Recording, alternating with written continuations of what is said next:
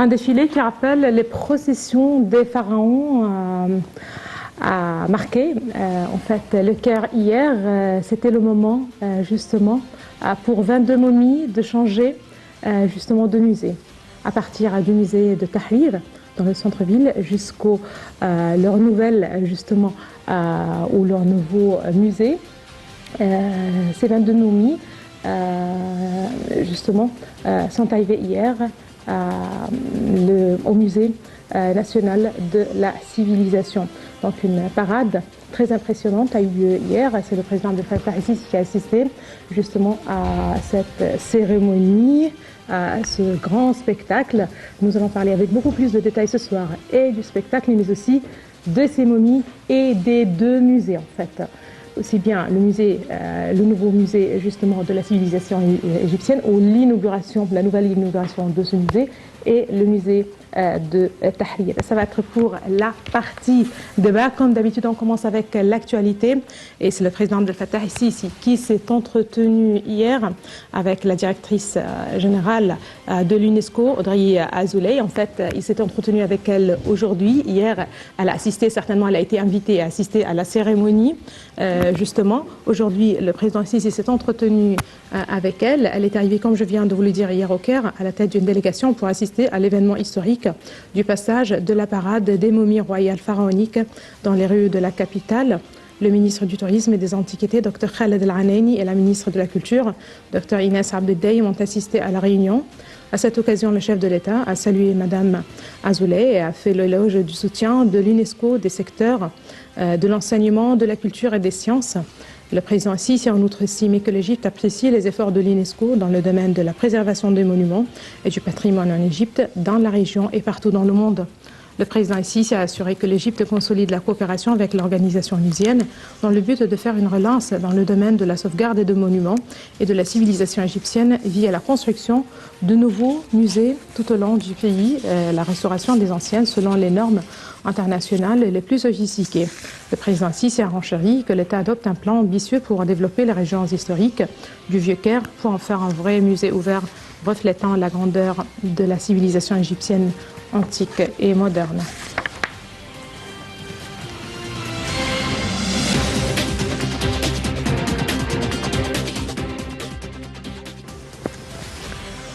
Le président Abdel Fattah el-Sisi a donné cette directive de poursuivre les efforts visant à localiser l'industrie. Ceci est intervenu lors de la rencontre entre le chef de l'État et le Premier ministre Moustapha Madbouli aujourd'hui. L'ingénieur Sharif Esmaïl, le conseiller présidentiel pour les projets nationaux et stratégiques, Dr Mohamed Chakir, ministre de l'électricité et de l'énergie renouvelable, et Dr Tariq El-Molla, ministre du pétrole et des ressources minières. Le porte-parole de la présidence, l'ambassadeur Bassam Radi, a déclaré que lors de l'entretien, les étapes exécutives prises par le gouvernement pour développer les secteurs de l'industrie et du fer et d'acier ont été étudiées.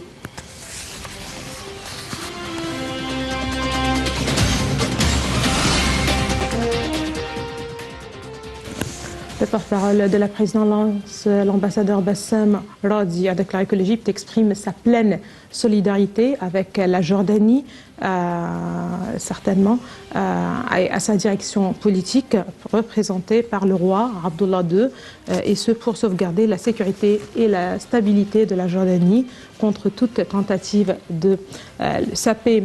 Le porte-parole de la présidence a également souligné que la sécurité et la stabilité de la Jordanie font partie intégrante de la sécurité nationale de l'Égypte et du monde arabe. Je vous rappelle que le vice-premier ministre jordanien a affirmé aujourd'hui que le prince Hamza, demi-frère du roi Abdullah II, et plusieurs personnes, dont deux ayant occupé des postes à responsabilité en Jordanie, ont porté atteinte à la sécurité du royaume. Selon justement lors d'une conférence de presse, Ayman Al-Safadi, qui occupe aussi le poste de ministre des Affaires étrangères, a précisé que les services de sécurité ont suivi durant une longue période les activités et les mouvements du prince Hamza bin Hussein, de Sharif Hassan bin Zaïd et de Bassam Awadallah et d'autres personnes visant la sécurité et la stabilité de la patrie.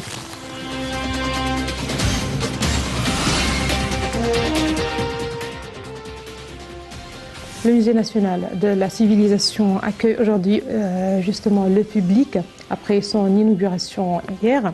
À cette occasion, le ministre du Tourisme et des Antiquités, Dr Khaled El Anaini, a décidé de réduire les tickets de 50% pour 2 semaines pour les Égyptiens et les étrangers. Les momies royales seront exposées dans des vitrines spéciales dès le 18 avril. Le Musée national de la civilisation est considéré comme l'un des plus importants projets adoptés récemment par l'État. Il s'agit de l'un des plus grands musées internationaux au monde. Il est aussi unique en son genre en Égypte, dans le monde arabe, au Moyen-Orient et en Afrique. Je vous rappelle que 22 chars transportant des momies de rois et de reines de l'Égypte antique ont défilé hier dans les rues du Caire lors d'un spectacle grandiose pour rejoindre le Musée national de la civilisation égyptienne, nouvelle demeure de ces momies royales.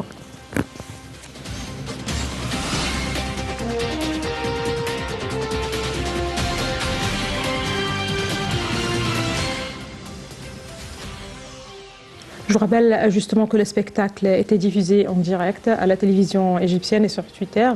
Le hashtag en arabe convoi des momies royales faisait partie des tendances mondiales en vogue. Beaucoup de détails, ça va être pour la partie d'État. À présent, c'est un compte-rendu des activités du président Abdel Fattah el-Sisi au cours de la semaine qui s'est écoulée juste après. Ce sont les momies qui sont à l'honneur.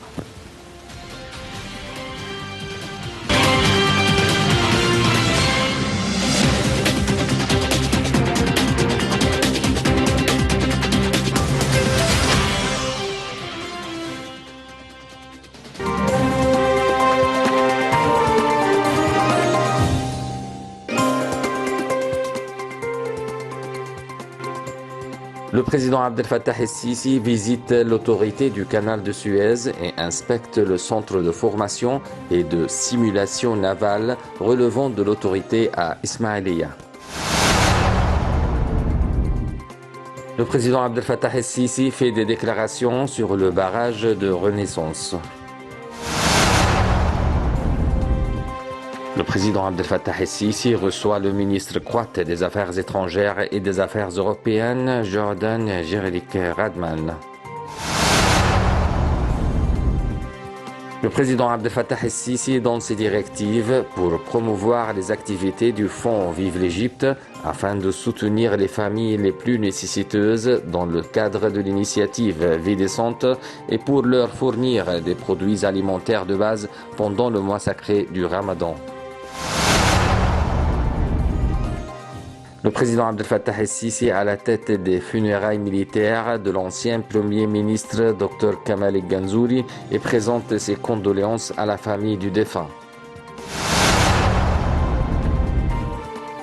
Le président Abdel Fattah el-Sisi inaugure la Cité des médicaments dans la région d'El Khanka, qui fait partie des projets nationaux les plus importants que l'État a cherché à mettre en œuvre pour se doter de la capacité technologique et industrielle moderne dans ce domaine vital.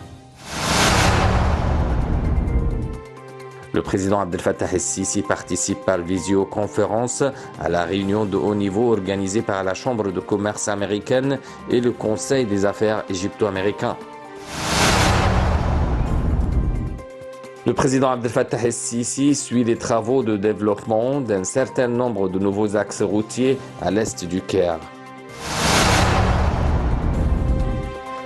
Le président Abdel Fattah el-Sisi inaugure le musée national de la civilisation égyptienne en présence du secrétaire général de l'Organisation mondiale du tourisme. Le président Abdel Fattah el-Sisi reçoit les momies des rois et reines d'Égypte après leur transfert du musée égyptien au musée national de la civilisation égyptienne.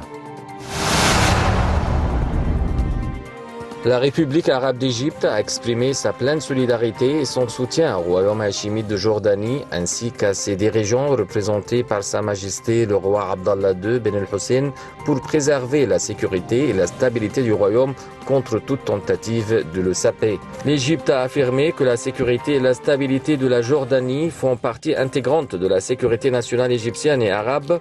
Que Dieu protège le royaume de tout mal.